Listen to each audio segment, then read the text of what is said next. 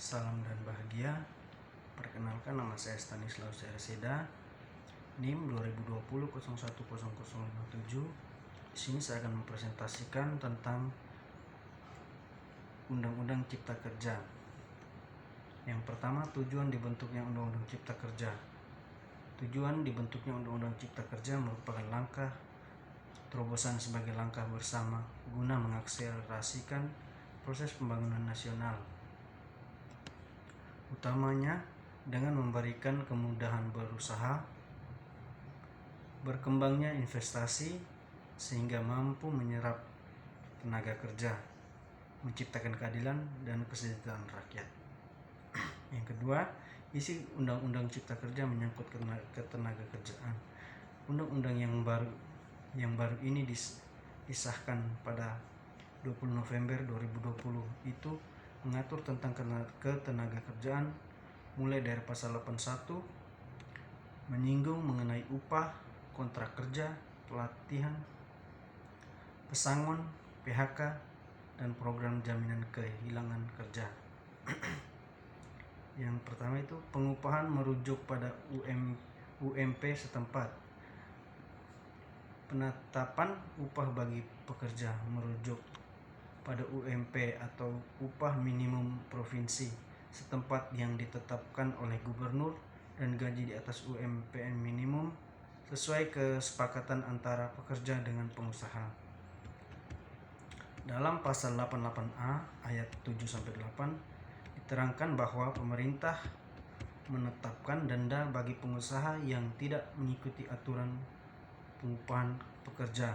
Adapun sistem pemberian upah ini berdasarkan satuan waktu maupun hasil. Khusus usaha mikro, pengupahan dilakukan sesuai kesepakatan antara pemilik usaha dengan pekerja. Kesepakatan yang dimaksud harus minimal sebesar persentase rata-rata konsumsi masyarakat. Pekerja berhak menerima gaji pokok dan tunjangan tetap sebagaimana dalam pasal 94 dan 7 tunjangan berupa asuransi.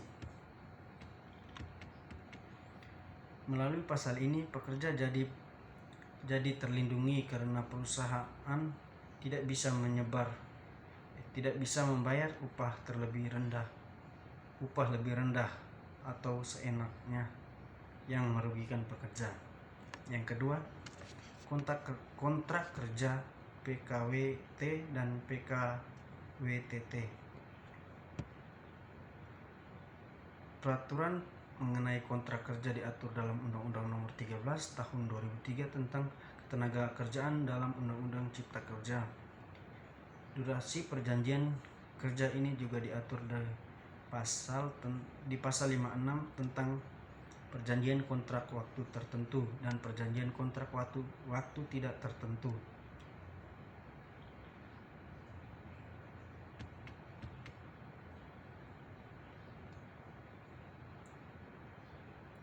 Pekerja dengan kontrak PKWT tidak dibenarkan menerima masa percobaan. Namun undang-undang terbaru ini tidak menjelaskan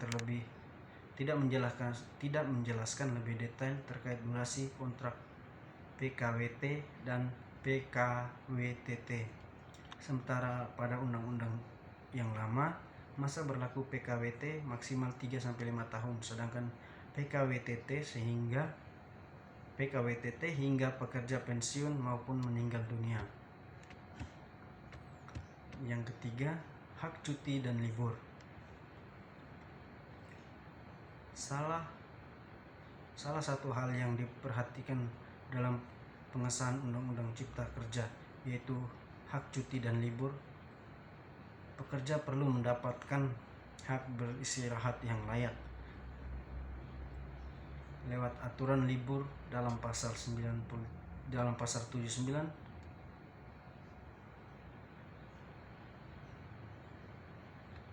dalam pasal 79. Perusahaan wajib memberikan waktu istirahat bagi pekerja paling sedikit setengah jam setelah bekerja selama 4 jam berturut-turut, dan istirahat mingguan satu hari dalam seminggu.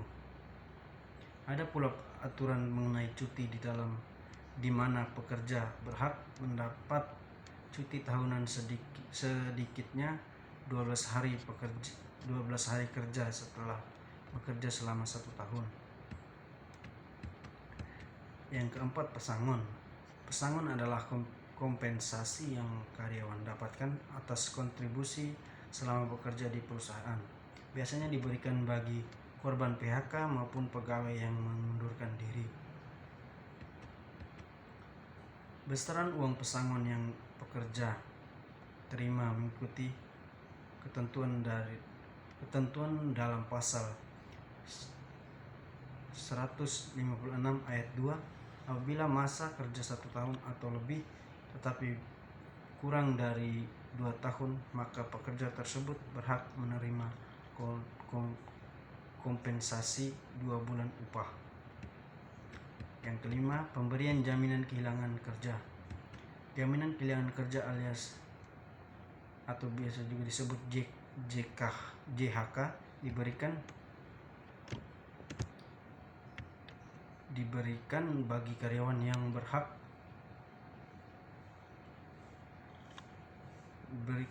karyawan yang terkena PHK.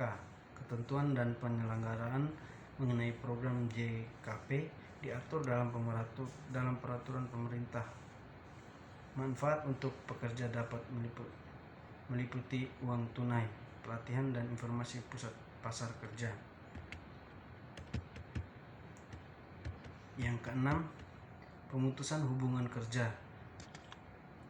Pada banyak situasi perusahaan bisa saja memutuskan hubungan kerja dengan karyawan karena berbagai alasan. Namun dalam pasal 153 masih di bab ketenagakerjaan, perusahaan tidak berhak melakukan PHK pada karyawan yang sakit selama tidak melewati 12 bulan berturut-turut. Menjalankan ibadah, menikah, hamil, melahirkan, mengalami keguguran, memiliki hubungan dengan karyawan lain atau suami istri, melaporkan supervisor atau pemilik usaha ke polisian karena melakukan tindakan ilegal, diskriminasi atau berbeda dengan karyawan lainnya baik karena kulit, agama maupun ras. Baik, terima kasih.